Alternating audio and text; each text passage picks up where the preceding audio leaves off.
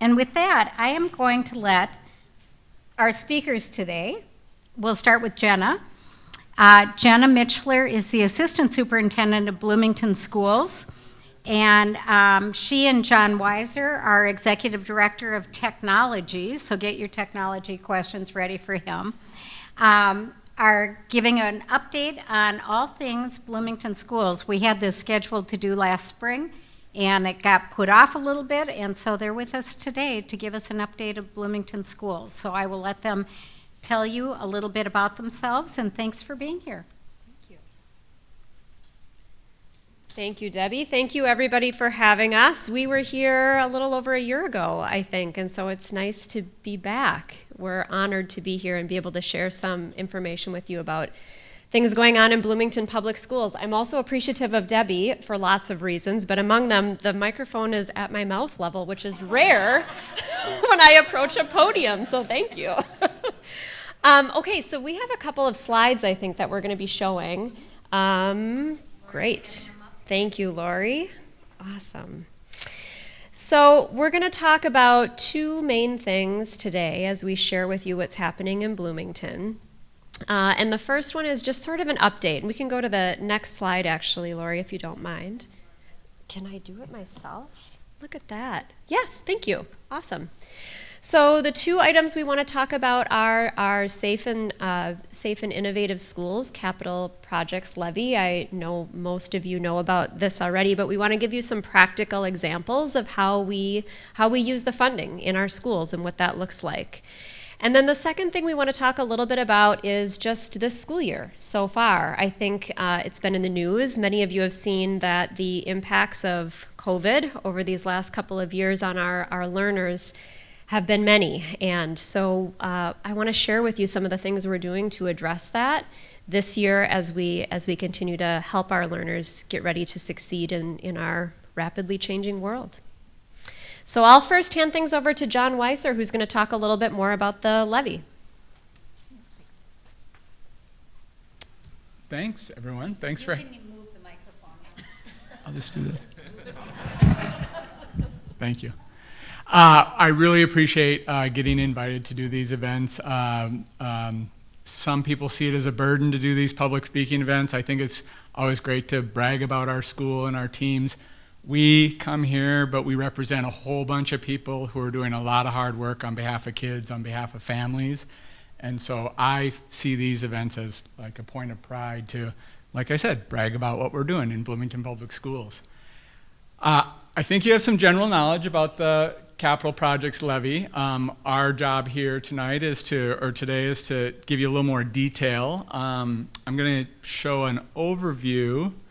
We'll see if our videos work. If they work, that'd be great. If they don't, they don't. So I'm going to show you an overview, and then I'm going to show you some of the details, because what I want you to leave with is a couple of things. I want you to leave equipped to talk to your family and your neighbors and whoever you run into at the grocery store about the levy, and then a specific plan on voting. So let's see if we narrate the video because there's no audio. Oh, dang. Yeah. So here we are. So this is the video on the school website. The Safe and Innovative Schools is really about two big initiatives within the district. One is about the safety of our students and our staff and our families. Second is about how we use technology to enhance the experiences. So there's the safe side, and then I represent the innovative side. Executive Director Rick Kaufman, our community relations leader, he might be at a group like this speaking on behalf of the referendum on the safety and security side. What I love about this video is it's a good montage of things that you might see kids doing in school these days, or some of your children and grandchildren, from what I'm hearing from the supports. We have parents who speak on behalf of their kids' experience, a different experience than they had when they were in high school. And if you haven't been in a school since you were in school, I think you'd see quite a different experience there as well. You see a lot of tradition here matched with modern practices. So that was in the middle of a media center on which there was a computer science activity.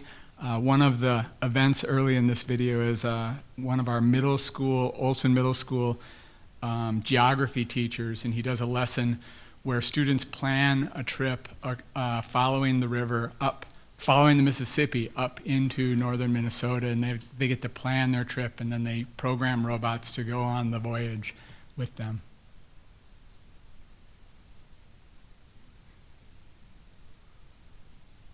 We can probably pause it there. You want me to hum the music in the background? Yeah, could you? Could you sing our theme song? And then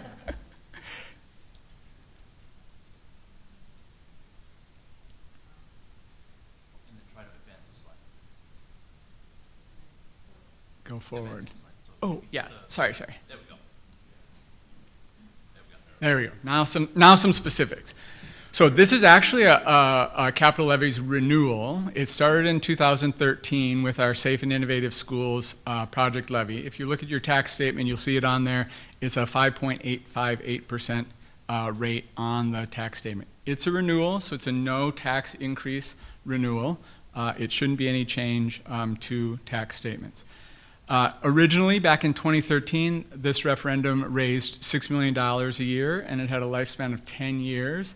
That 10 years, if you can do the math, I used to be a former math teacher, so that's 2023. And that's why we're going out. We're going out this year because sometimes the political season is hard to predict. Most school districts like at least a couple of shots at a referendum renewal, because if something goes wrong, we don't want to have any of that lapse in funding. So if we were to have a successful renewal in about 20 days, I think, that the levy would raise $9.8 million.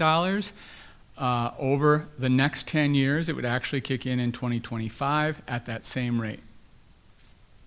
Specifically, the two halves of the referendum are around safety and security, as well as technology. The most common question, and again, I'm trying to equip you with some things you'd say to your family and your neighbors and your friends. On the safety and security side, we've invested a lot into how families and the community come into and go out of our schools. So our entrances were all remodeled as part of these safety efforts.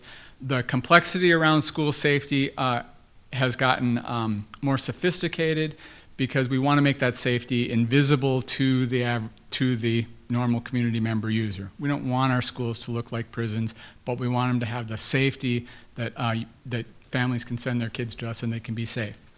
One of the systems looking forward with the referendum around the safety side is a visitor management system. That's the notebook you probably signed into with your own kid to either pick up for a dental appointment or to visit a classroom. A lot of the value of safety is knowing who comes and goes out of our buildings and tracking that information. So a visitor management system does that. It ties all of our buildings together. It tells us officially who can and who can't come and visit. All of those foundational elements that we put in place around security need maintenance, they need updates, they need continued investment. And so the list here, I'm not going to read it to you, include all of that, the video systems, the alarm systems, the badging system for our staff, locks on the doors. All of those things go into a comprehensive safety plan around our school system. On the technology side, we put in 2013, we put a lot of infrastructure in place that really prepared us well as any district could, for COVID. And so coming into COVID, we were a one-to-one school district where every student had access to technology. We had dealt with what's called the internet access gap, where kids, when they leave us and they go home at night, do they have access to reliable internet so they can continue their learning? We had tackled some of those problems. So COVID was not easy on any school system, but compared to our colleagues in neighboring districts and around the state and around the country, we were much better prepared because of the investment of this community. Looking forward, that investment takes some upkeep. You know, those Chromebooks get old. They also fall off desks, and kids spill water on them, and they get put in backpacks. So maintaining that infrastructure is part of what we need to do forward, but we also want to invest in new and exciting things. Our district motto includes preparing students to thrive in a rapidly changing world. That's a world often that we can't predict. So fields like computer science are a field that we're trying to prepare our students for with skills around perseverance and problem solving, and with so that they're ready for whatever career opportunities they have when they would leave us. This is another video, but I think I'm going to skip it. So again, if you haven't been had a chance to be inside of a classroom, I would seek out, if you can, find a way to get into our classrooms. It really is a pretty exciting and dynamic place. This video is about kind of a tour of all the computer science classrooms across the district, or a few of them, and the joy that you see from these kids at really early ages. We do computer science as early as kindergarten in the district. It's really heartwarming, and it's good to know, like, this is how a community invests in its children and its future. Maybe I will pay about 10 seconds of this.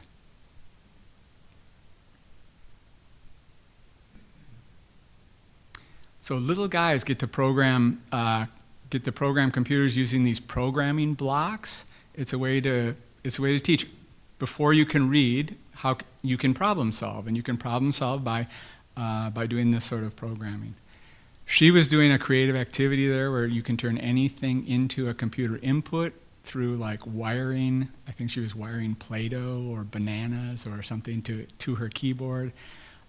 Creativity around how do we use the resources we have available to solve a problem.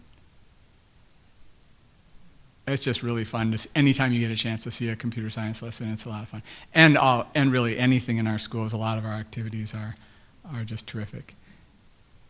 We could pause it here. There we go.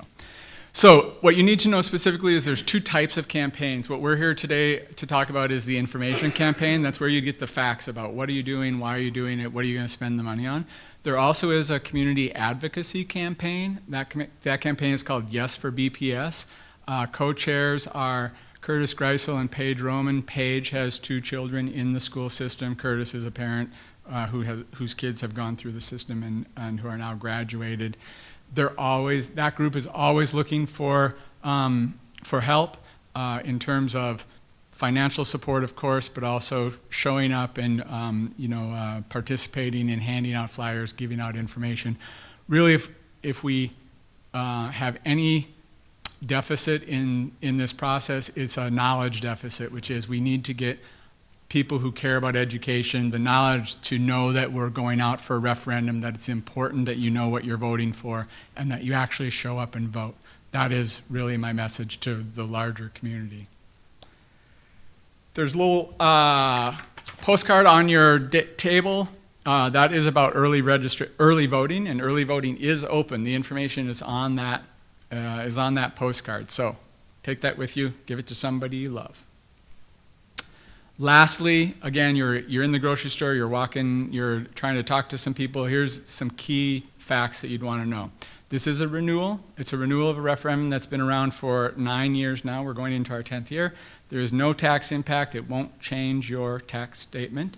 And we're talking about a reinvestment in the safety and security of our students and families, as well as a reinvestment into the technology and innovation in our school district. And I think we can pause for some questions, and I'll invite my friends to help me answer these questions. My grandson just graduated from high school in St. Michael. My question is, can you explain to me why he cannot write in cursive? Sounds like a St. Michael issue. Yeah, well, I can start. So what I do know about cursive and our state standards, like our curriculum comes from the state standards, and I don't know the exact language in the state standards around cursive, but I used to be in the learning and teaching department a couple years ago, and I remember cursive wasn't one of the state standards anymore. So in some cases it's been sort of lost. I do see students in Bloomington schools doing some practice in cursive. So just the other day I was in, I'm not going to remember the elementary school, but they probably do it in all of the schools. But kids had worksheets in front of them and then, the dotted lines, and it was cursive for their names. And so they were tracing the cursive of their names on the worksheet. And it was cool because each kid had their own worksheet with their own name on it. So that was kind of neat. But so there is some of it happening. I don't know to what extent, but I do know it's not a state standard anymore. It's a shame. We sent him a birthday card, his younger sister had to read it to him. It's tragic. I've just graduated 2 sons from college, and neither of them can write in cursive either. And being in technology, I've come to accept that. They have great keyboarding skills, and they've replaced those skills with something else. But yeah, cursive is perhaps a thing of the past. For the record, John Smith did not go to Bloomington Public School. Minneapolis Public Schools. I was just trying to make the math work out in my head, but let's call it just under 6%. What is that percent of? It's not a home valuation, because you think that would raise a lot more than $6 million. Oh, that is an excellent question for our Director of Finance. I do know that on the district website, which is the QR code on this postcard, there is, down in the frequently asked questions, is a question similar to yours, where it sort of shows a chart of the home values, like levels of different home values, and then what this equates to in terms of revenue. And that might get It to was your like question. 6%. Let's take a $400,000 house, which is not uncommon. I think a realtor will tell us. Well, I think we got the answer Yeah. over here, but there must be mills or something. No, these are market value referendums. Yeah. And these are not like other kinds of levies. So it is a percentage of the market value of all the property in the city of Bloomington. And so the nifty thing is that you are getting all of the commercial industrial property to be paying for this percentage, but they don't get a chance to vote. We only homeowners get a chance to vote. And since about half of the taxable value in Bloomington is probably commercial industrial, this is a big deal. So it is a percentage of the total market value. So 6% of the total market value of Bloomington would only raise $6 million? That doesn't sound right. Now, it's going to raise $9 million, but also, and I assume that's $9 million annually. Yeah. But there's not a limit on that. I mean, you don't really have a budget for this, because that percentage stays in place each year. It's not a declining percentage to only give you $9 million. It's a percentage that will grow each year. So the total amount actually being authorized is some inflationary value of $9 million. It's always that percentage. When we first passed it 9 years ago, it actually went down a little bit. Because the values, because of the values. values went down because we were going through the Great Recession. Right. And so values may go down again for the same reason. Yeah. But Okay, so it's of all events, yeah, because if people see that, you might react to it, like I did if you have, say, a $400,000 house, 6% of that is $24,000 a year. That sounds like a lot, and I know it's not nearly that. So that's why I say it might be a mill, or somehow that number can kind of throw people because they think of 6% of their home valuation as opposed to the total valuation. So that's the part. It almost seems to me there's a different way to present it that wouldn't be a scary number. Because 6% just for the capital of my home value, if I have a home that's worth $500,000, that's $30,000 a year. No. And that was a great, thank you for the question and the feedback and the explanation, because we are unique in Bloomington in the sense of our commercial base. And Mall of America was not on the books 10 years ago because of TIF things, and now they are. So, and this will help me because I'm going to the Chamber of Commerce Board meeting tomorrow to give the same talk. So, the Mall of America has always been on. They're not exempt from market value referendums, which is part of the reason the legislature passed these kinds, different kinds of referendums. And these kinds of referendums are against the total market value of the city. Okay. That's- Our co-presenter. All right, thank you very much. Thank you, John. So, I'm going to continue on just a little bit with some more information about, as I said, what we're doing to address some of what we're learning about the impacts of COVID on our students and in our schools. And this links really directly to the work that comes out of the funds from the levy. And if you think about research that talks about how students do well in school, often you'll see referenced in there are if students feel safe, if they feel supported, they're more likely to come to school. They're more likely to be engaged in their learning. Similarly, if students are engaged in something they're interested in, so thinking about computer science or something that's maybe relevant to a student or new and exciting, we see greater engagement and then therefore usually greater gains in learning. So I want to share a little bit about what we're doing this year to try to help our students recover some of the learning that they perhaps feel like they've missed out on, or the test scores are showing us they may have missed out on over the last couple of years. So each one of our schools has a school improvement plan.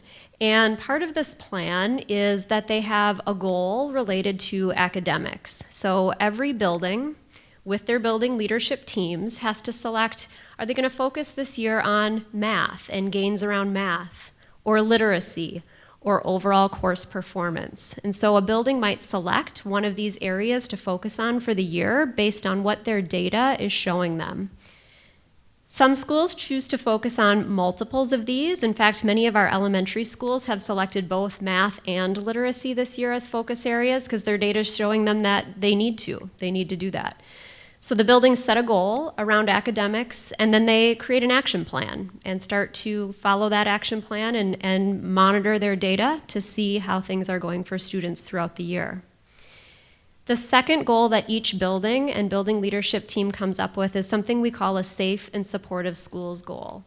So these might be goals around having a positive school culture and climate. We determine that based on a survey that we give to our students and our staff a couple of times a year that show us how are students feeling. Do they have a trusted adult in the building that they can go to if there's a concern that they have? Do they feel like they have friends? Are they experiencing bullying or harassment? Schools might also focus on attendance, so how often are our students showing up in the buildings, and then behavior intervention, so looking at discipline and how are our students behaving in classes and how are we responding to the behaviors that we see. So each of our schools have, like I said, two goals, one that's academic and one that's focused on safe and supportive schools. And then, of course, as they're working through those action plans, there are so many things that Noon Rotary does to support them in their work. And so I wanted to take some time, too, just to thank you all and recognize the amazing things you're doing for our students and our families. So I have some notes just because there's so many. The first one I'll mention is the Education Foundation of Bloomington doing the annual donation for that group. So often they will fund things for us like calculators for our students, really tangible things, those expensive mapping calculators that can cost over $100, and many of our families just can't afford that. So doing donations for the EFB really is helpful. Scholarships coming from EFB, of course, that's really important for many of our students who need that extra funding to get into their post-secondary programs. Strive is a huge part of what Rotary does to support Bloomington Public Schools, and really it's been, I think, 20 years, you said, Debbie, of supporting Strive. Yeah, which is fantastic because we know our students are benefiting from the Strive programming, and so we're really grateful for that support. Debbie also mentioned the FAFSA nights before, doing those virtually, and that there's been a couple this fall already. So we have interpreters there if we need those. Normandale Community College is there. We have Hennepin Tech present, all helping to answer some questions. And families can come and get individual support to fill out the FAFSA and get the funding they need to go to university or community college. I need to advance my slides here. The Pack to School is another important part of how you support our schools. So Indian Mounds and Valley View Middle School, of course, received some supplies this last year. We had $2,400 in supplies that was donated to our students, and it's been fantastic to see our students receive those. I'll also share many of our students who receive homeless highly mobile services, especially are in need of backpacks with school materials, and so it's just been great to see all of that donated. And then I know Debbie too helps get materials to families who need it even after the Pack to School and the Jumpstart to School programs, driving them around to different buildings and giving them out where needed, so that's great. And then of course all the volunteer hours. Yeah, so many of you spend time in schools volunteering, helping out, so we really appreciate that. That's something that we need for sure in order to make our site improvement plans come to life. So again, thank you for everything that you do as a group, and we can answer more questions if you have any. Be happy to do that. Yeah. I want to thank you very much for mentioning the STRIVE program. We obviously take a lot of pride in it. At the same time, I believe the reason the program has progressed as it has, and has been very successful over the last couple of years, is the involvement of the school personnel. That has had more than just a little bit of impact on the way it's progressed over the years. So just thank you so much from our perspective of having such wonderful staff and people involved to make this program work as well as it has. Thank you. Yeah, thank you for saying that. I know Kennedy has some great staff that want to partner and make it a success for sure, no doubt. And so thank you for mentioning that. Yeah, that's great. I think we have time for one more question. One more question. So on the catching up as a result of COVID, I suspect the numbers of days and numbers of hours are a fixed finite commodity. So is it curriculum changes, or what kinds of things are being implemented to make up for this? Yeah, that's a great question. And we talk about acceleration when we talk about what we're doing with the limited number of days, as you said, right? It's in state statute, how many hours and days we have with our students. And of course, it's in our contracts. So it's difficult to change those things. But what we can do is try to find spaces in the schedule, and especially for some of our younger students who maybe haven't had the time they need to develop those literacy and foundational math skills, to build in those acceleration pieces. One thing we're doing in our elementary schools is called What I Need Time, WIN time, if you've heard of that before. And it's this idea that students can get into groups, and then they have individual support based on a group of like students. So perhaps there's a group of students that are all working on phonemic awareness, right? Knowing their phonics. And so we'll group them together in a group of maybe 4 or 5 students and have a staff member work directly with them on that specific thing and on a regular basis over time. So that's just one example of how we're trying to accelerate the learning versus, what we've done in the past years ago was just the whole group more, right? Everybody learning at the same pace, the same time, but more trying to do individual supports or small group supports to really focus in on the skills that those kids need, move them ahead. Yeah, that's good. Okay, thank you very much.